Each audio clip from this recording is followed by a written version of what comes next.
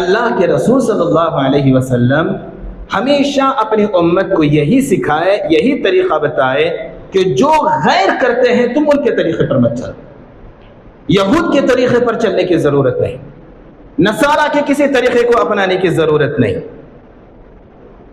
جسم کے تعلق سے ہو یا تجارت کے تعلق سے ہو یا لباس کے تعلق سے ہو یا زندگی گزارنے کے تعلق سے ہو یا گھر کے ماحول کے تعلق سے ہو یا عورتوں کے کپڑوں کے تعلق سے ہو یا اپنے لباس کے تعلق سے ہو یا اپنے چہرے کے تعلق سے ہو، تم کو اللہ اور اس کے رسول صلی اللہ علیہ وسلم نے جو دین سکھایا، جو اللہ اور اس کے رسول صلی اللہ علیہ وسلم کی تہذیب تھی، جو اللہ اور اس کے رسول جو اللہ کے رسول صلی اللہ علیہ وسلم کی سنت تھی، اس کو اپنانا پڑے گا، غیروں کے طریقوں کو نہیں اپنانا پڑے گا۔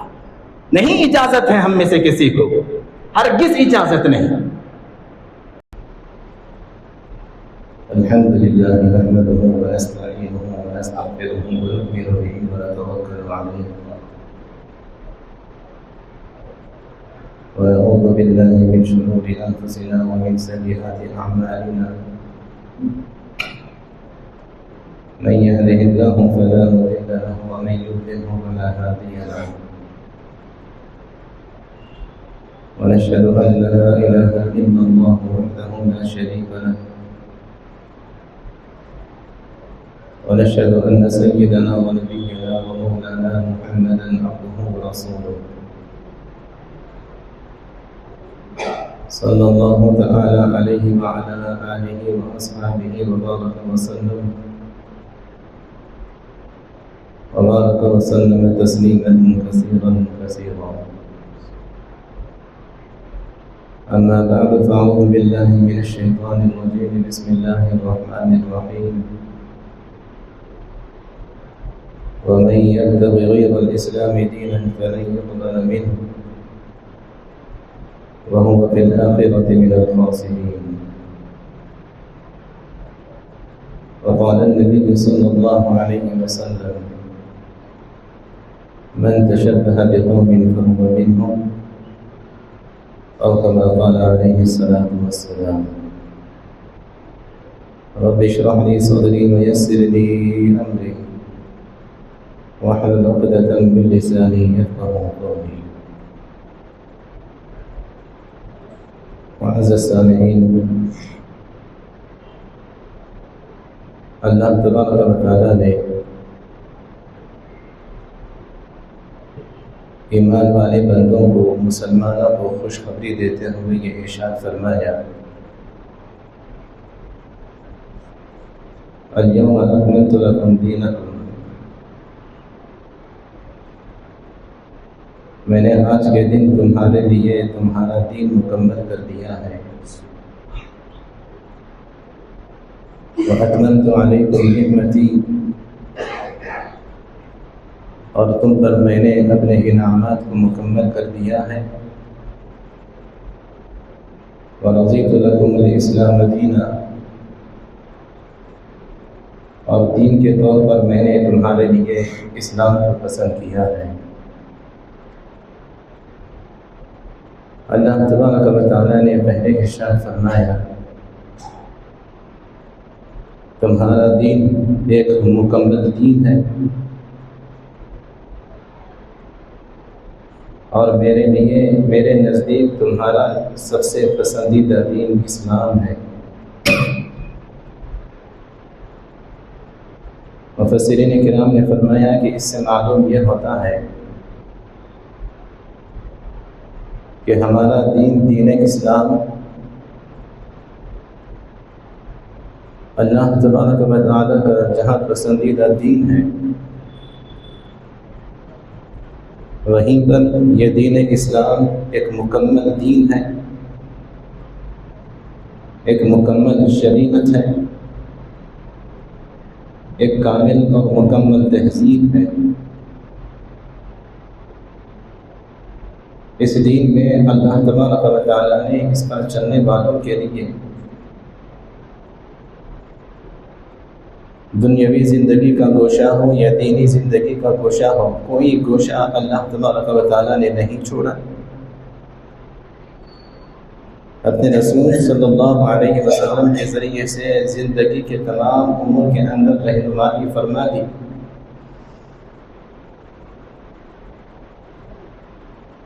زندگی کے اندر پیش آنے والے تمام امور میں اللہ تبارک و تعالی نے اس دین پر چلنے والوں کے لیے ایک تہذیب کو رکھا ہے، اور وہی تہذیب، وہی طریقہ جو اللہ تبارک و تعالی نے اس کے ماننے والوں کے لیے متعین فرمایا، اللہ کو بھی وہی پسند ہے۔ کوئی دوسرا طریقہ جو اس شریعت کے علاوہ ہو، کوئی دوسری تہذیب جو اس شریعت کے علاوہ ہو، وہ تہذیب چاہے جتنی بھی اچھی لگتی ہو، لیکن غیروں کی تہذیب ہو، کفار کی تہذیب ہو، مشرکین کی تہذیب ہو، یہود کا طریقہ ہو، نصارہ کا طریقہ ہو، غیر مذہب والوں کا طریقہ ہو، یہ اللہ اور اس کے رسول صلی اللہ علیہ وسلم کو رتی برابر پسند نہیں۔ میں آپ کو ابھی بتاؤں گا کہ اللہ کے رسول صلی اللہ علیہ وسلم 100% اپنی زندگی کے اندر صحابہ کرام کو اور ایمان والوں کو یہ سکھا کر گئے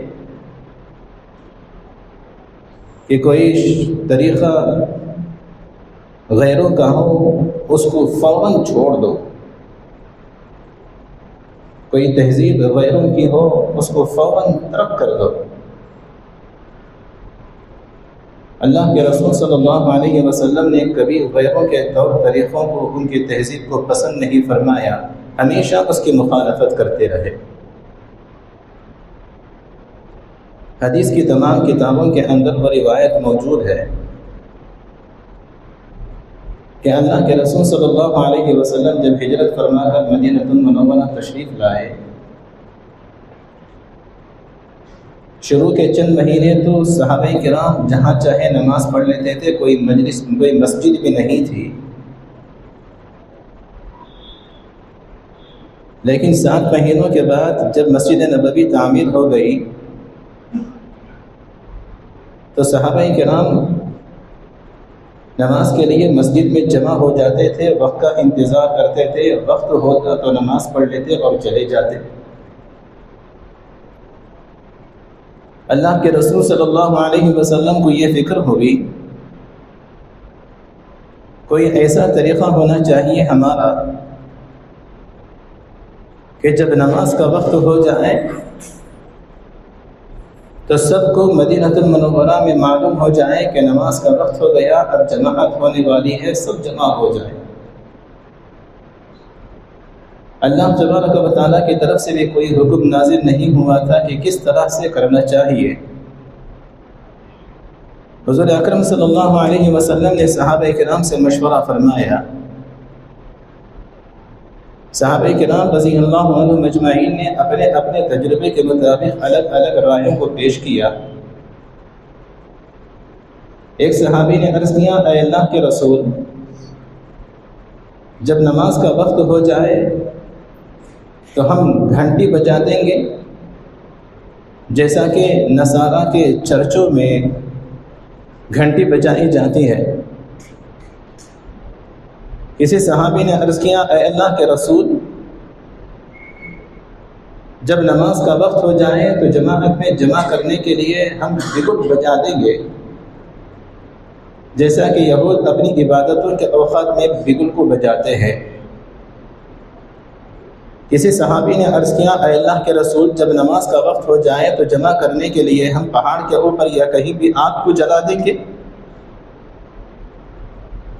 جیسا کہ مجوسی آگ کو جلاتے ہیں۔ حضور اکرم صلی اللہ علیہ وسلم نے صحابہ کرام سے جیسے ہی پہلی بات یہ سنی کہ ایک صحابی نے کہا، اے اللہ کے رسول، اسی طرح ہم گھنٹی کو بجا دیں گے، صحابہ کو جماعت میں شامل ہونے کے لیے، اعلان کرنے کے لیے گھنٹی کو بجا دیں گے۔ تو اللہ کے رسول صلی اللہ علیہ وسلم نے فرمایا ذاک للنصارى، یہ گھنٹیوں کو بجانے کا جو طریقہ ہے وہ نصارہ کا، اہل کتاب کا، عیسائیوں کا طریقہ ہے۔ دوسرے صحابی نے کہا اے اللہ کے رسول،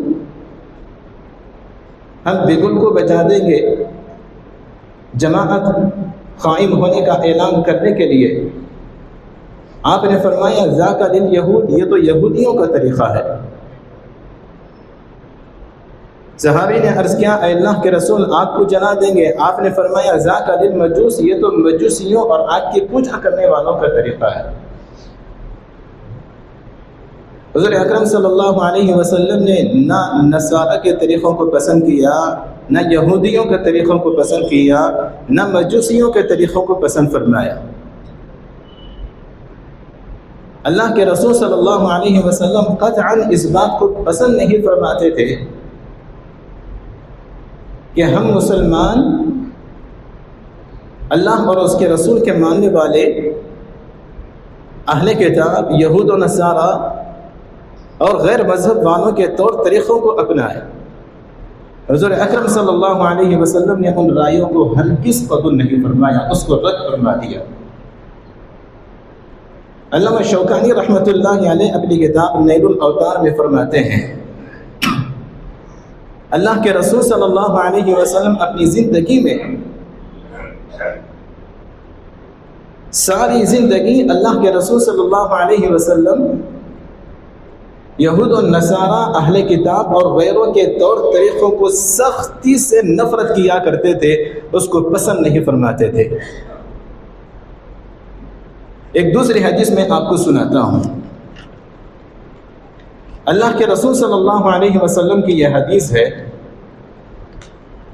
اللہ کے رسول صلی اللہ علیہ وسلم نے نماز میں صدر صوت سے منع فرمایا۔ صدر صوت کسے کہتے ہیں؟ حضرت انس رضی اللہ عنہ راوی ہیں، اللہ کے رسول صلی اللہ علیہ وسلم نے نماز کی حالت میں صدر صوت سے منع فرمایا۔ صدر صوت کسے کہتے ہیں؟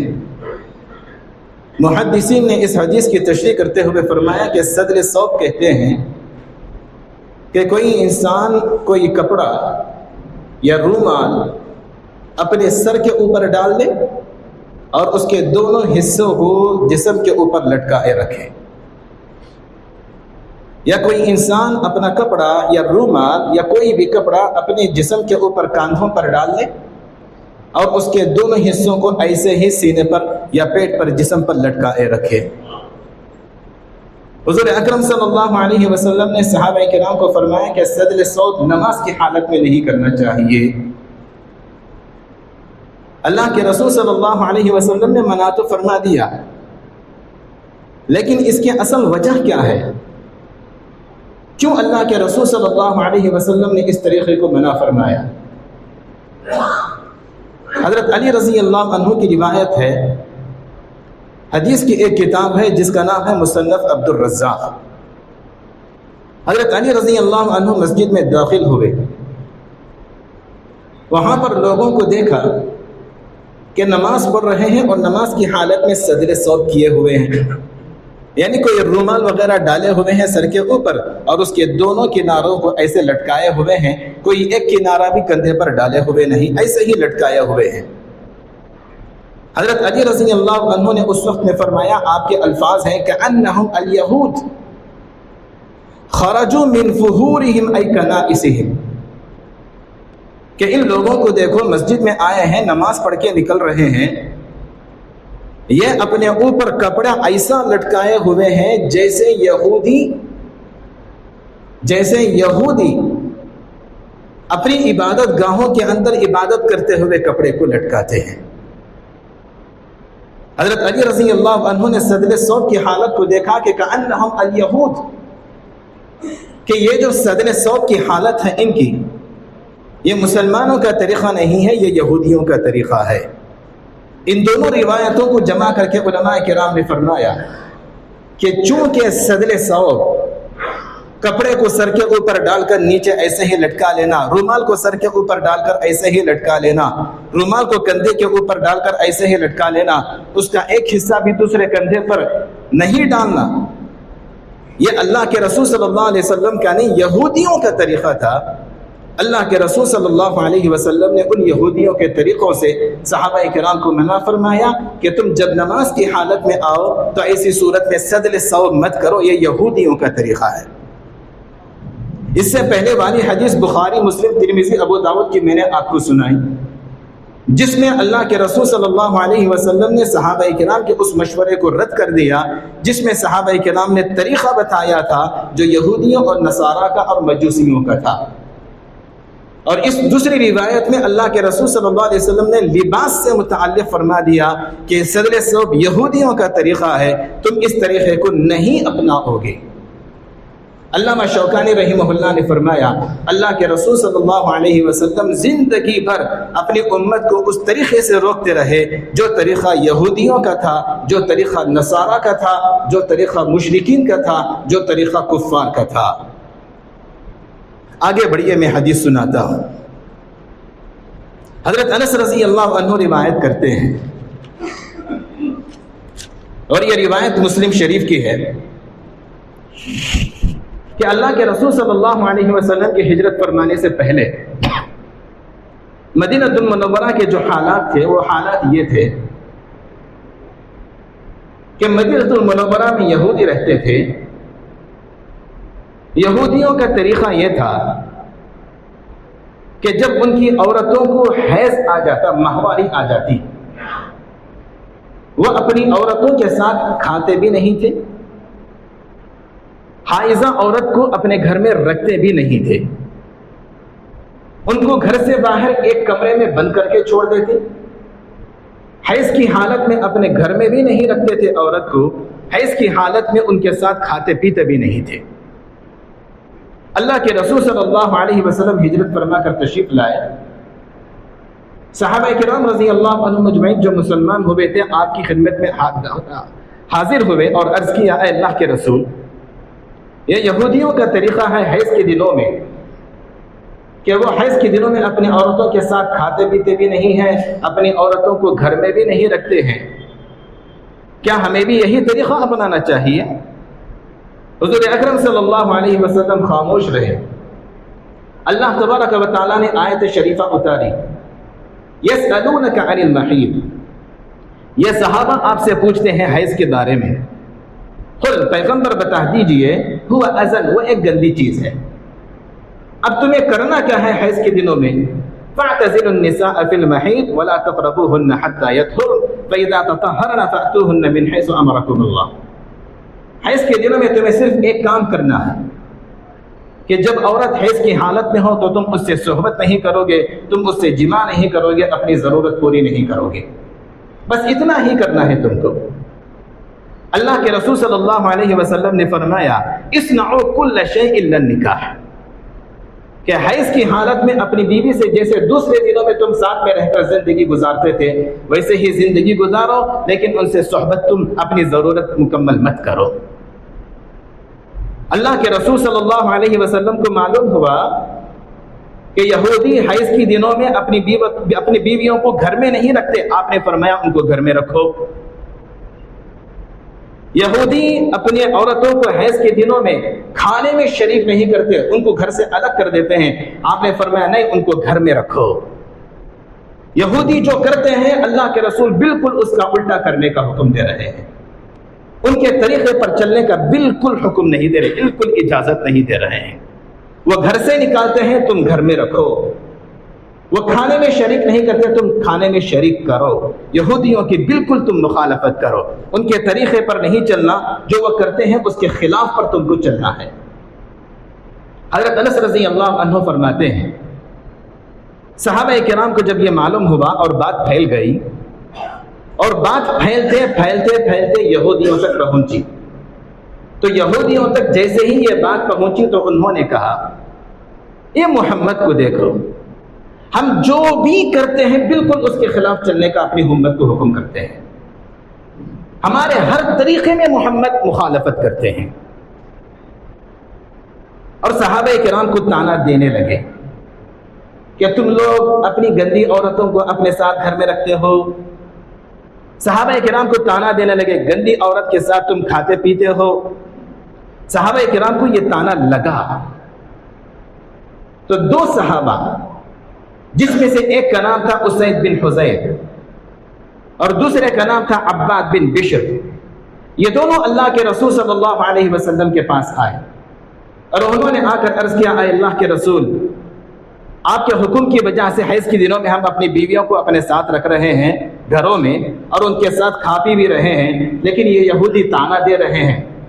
تو اے اللہ کے رسول, ہم ایسا کرتے ہیں, فَلَا نُجَامِعُهُنَّ, یہ کب تک ان کی گندی باتوں کو ہم برداشت کرتے رہیں گے. فَلَا نُجَامِعُهُنَّ, حیض کے دنوں میں ہم اپنی بیویوں کو گھر میں نہیں رکھیں گے. یہودیوں کی بات مانتے ہوئے صحابہ کرام آئے تھے. اللہ کے رسول نے فرمایا, حیض کے دنوں میں عورت کو اپنے ہی گھر میں رکھو, گھر سے مت نکالو اسے. تو صحابہ آ کر کہنے لگے, فَلَا نُجَامِعُهُنَّ, ہم ان کو اپنے گھر میں حیض کے دنوں میں نہیں رکھیں گے.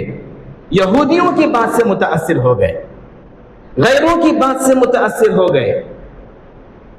روایت آتی ہے مسلم شریف کی, فَتَغَيَّرَ وَجْهُ رَسُولِ اللَّهِ صلی اللہ علیہ وسلم, حضور اکرم صلی اللہ علیہ وسلم نے جیسے ہی صحابہ کی اس بات کو سنا, غصے سے چہرے انور ایک دم لال ہو گیا. میں بتا رہا ہوں تم کو ایک تہذیب, میں دے رہا ہوں تم کو ایک طریقہ, میں بتا رہا ہوں جینے کا ایک طریقہ, میں تم کو دے رہا ہوں ایک شریعت, میں تم کو سکھا رہا ہوں صحیح تہذیب, میں تم کو سکھا رہا ہوں سچا طریقہ, قرآن اور حدیث کا, دین کا, اللہ تبارک و تعالیٰ کا حکم میں تم کو سنا رہا ہوں, اور تم دوسروں کی باتوں سے متاثر ہو کر, دوسروں کے تانے سے متاثر ہو کر میرے طریقے کو چھوڑ کر دوسروں کے طریقے کو اپنانا چاہ رہے ہو. اللہ کے رسول صلی اللہ علیہ وسلم کے چہرے انور کو ایک دم جب انہوں نے دیکھا, غصہ ہو رہے ہیں اللہ کے رسول, فوراً اٹھے, گھر سے باہر نکلے, کہیں اور زیادہ غصہ نہ ہو جائے. کیا معلوم ہوا اس حدیث سے آپ کو مسلم شریف کی؟ اللہ کے رسول صلی اللہ علیہ وسلم ہمیشہ اپنی امت کو یہی سکھائے, یہی طریقہ بتائے کہ جو غیر کرتے ہیں تم ان کے طریقے پر مت چلو. یہود کے طریقے پر چلنے کی ضرورت نہیں, نصارہ کے کسی طریقے کو اپنانے کی ضرورت نہیں. جسم کے تعلق سے ہو, یا تجارت کے تعلق سے ہو, یا لباس کے تعلق سے ہو, یا زندگی گزارنے کے تعلق سے ہو, یا گھر کے ماحول کے تعلق سے ہو, یا عورتوں کے کپڑوں کے تعلق سے ہو, یا اپنے لباس کے تعلق سے ہو, یا اپنے چہرے کے تعلق سے ہو, تم کو اللہ اور اس کے رسول صلی اللہ علیہ وسلم نے جو دین سکھایا, جو اللہ اور اس کے رسول صلی اللہ علیہ وسلم کی تہذیب تھی, جو اللہ اور اس کے رسول جو اللہ کے رسول صلی اللہ علیہ وسلم کی سنت تھی, اس کو اپنانا پڑے گا, غیروں کے طریقوں کو نہیں اپنانا پڑے گا. نہیں اجازت ہے ہم میں سے کسی کو, ہرگز اجازت نہیں. اگر ہم اسی طرح متاثر ہو گئے جیسے صحابہ متاثر ہوئے تھے, کہ صحابہ دوسروں کے تانے کی وجہ سے اپنا طریقہ چھوڑ کر یہودیوں کا طریقہ اپنانے کی کوشش کی ہے, جیسے ہم کرتے ہیں. ہماری اپنی ایک تہذیب ہے, ہمارے اپنے ایک بال رکھنے کا طریقہ ہے, ہمارے اپنے ایک بال رکھنے کا طریقہ ہے, اللہ اور اس کے رسول صلی اللہ علیہ وسلم کی ایک سنت ہے. ہم صرف اس بنا پر کہ غیر کیا کہے گا اگر میں رکھ لوں گا تو, میرا دوست کیا کہے گا اگر میں رکھ لوں گا تو, جس کمپنی میں کام کر رہا ہوں وہ کیا سمجھے گا اگر میں رکھ لیا تو, اگر میں جبہ شریف پہن لیا تو میرا دوست کیا کہے گا.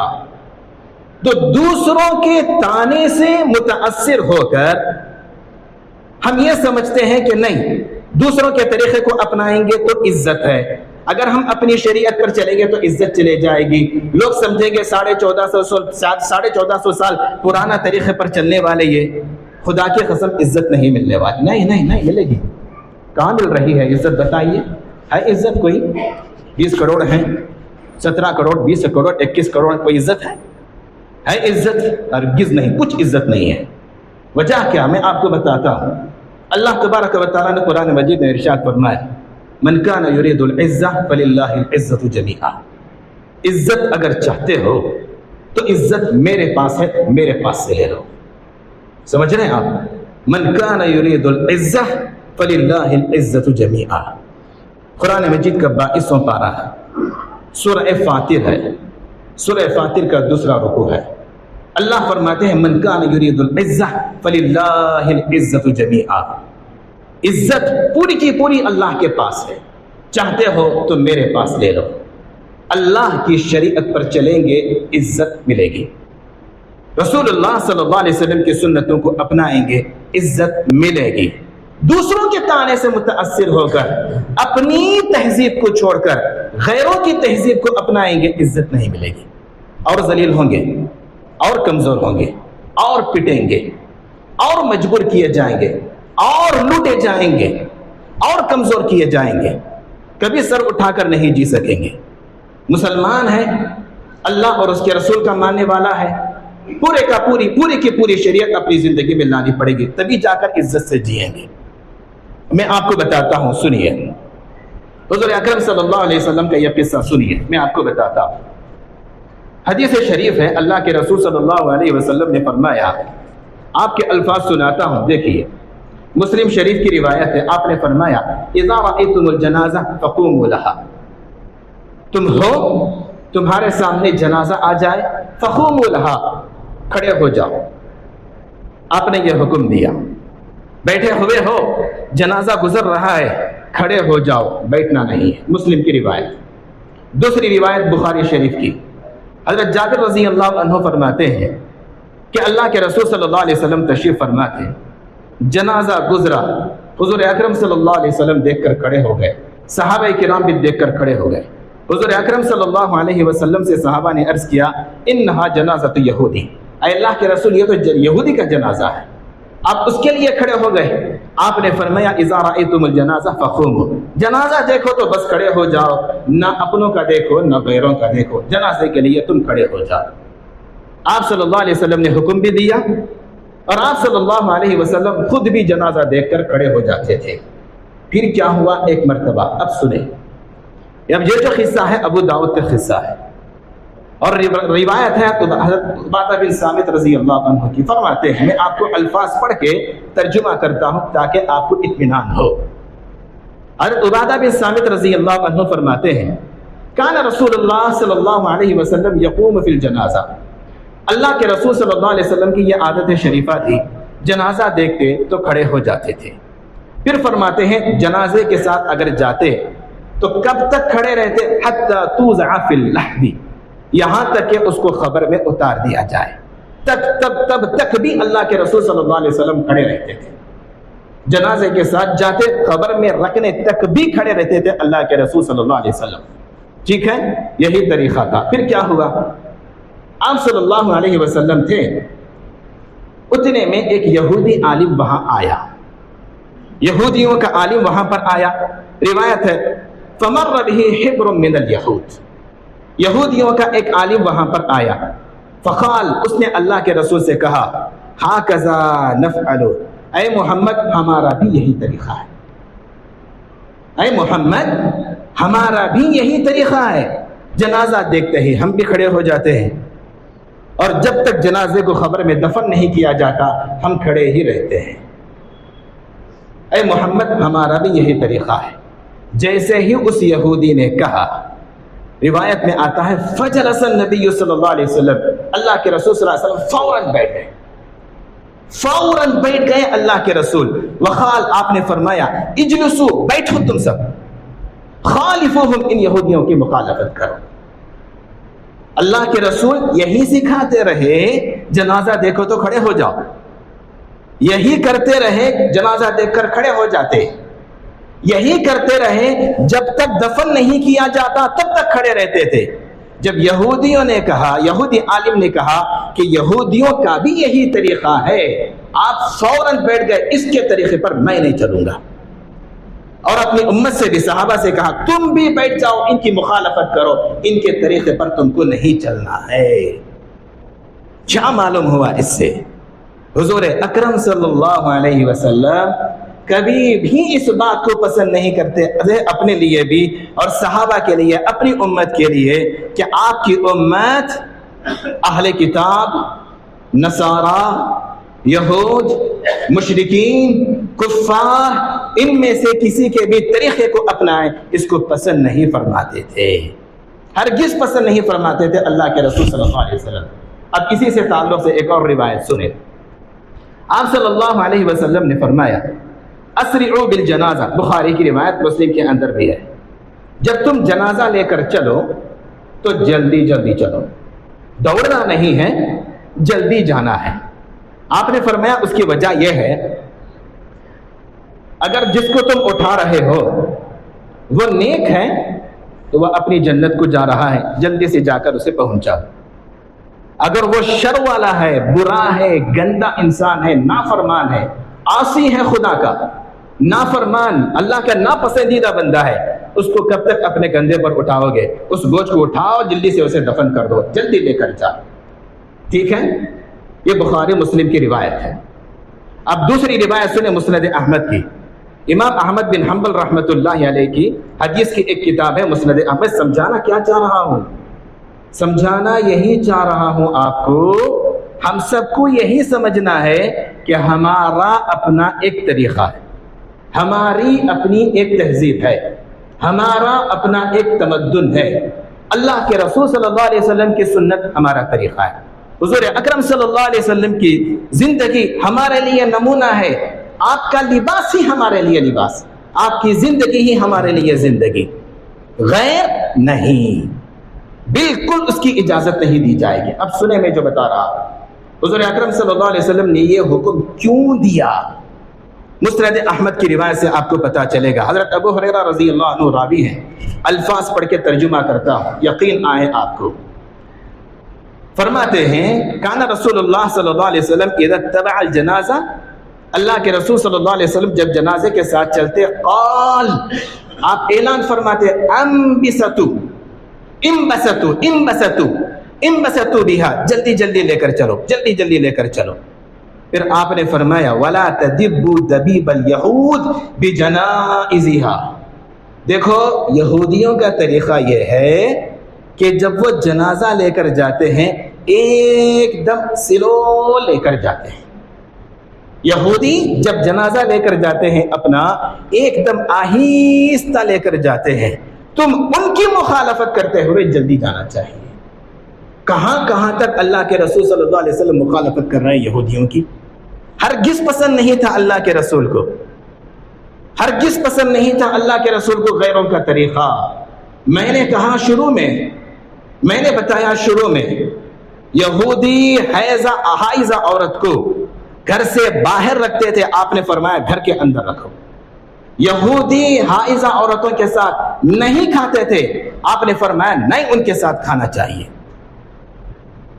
آپ صلی اللہ علیہ وسلم ہر طریقے میں، ہر چیز میں اپنی امت کو یہی سکھاتے تھے کہ تم اپنے طریقے پر چلو، اپنی شریعت پر چلو۔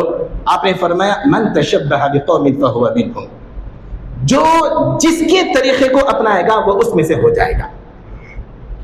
جو اپنی زندگی میں جن کے طریقے کو اپنائے گا، جس کو دیکھ کر اپنی جسم کی حالت بتائے گا، اس کے اثرات اس کے اندر آ جائیں گے۔ مثال کے طور پر کھل کر بات کرتا ہوں، کسی نے دیکھا کوئی ناچنے گانے والا ہے، دیوانہ ہے، یہاں بال کٹا لیے، یہاں بال کٹا لیے، اب مسلمان نوجوان بھی یہاں پر بال کٹا لیا، کسی گندے انسان کو دیکھ کر، کسی گندے انسان کو دیکھ کر، ایک دم حرام کام کرنے والے کو دیکھ کر، خدا کی نافرمانی کرنے والے کو دیکھ کر، ناچنے گانے والے کو دیکھ کر اپنی جسم کی شکل کو بنا لیا، تو اس کے اندر جو خدا کی نافرمانی کے اثرات ہوں گے اس کے اندر بھی آ جائیں گے۔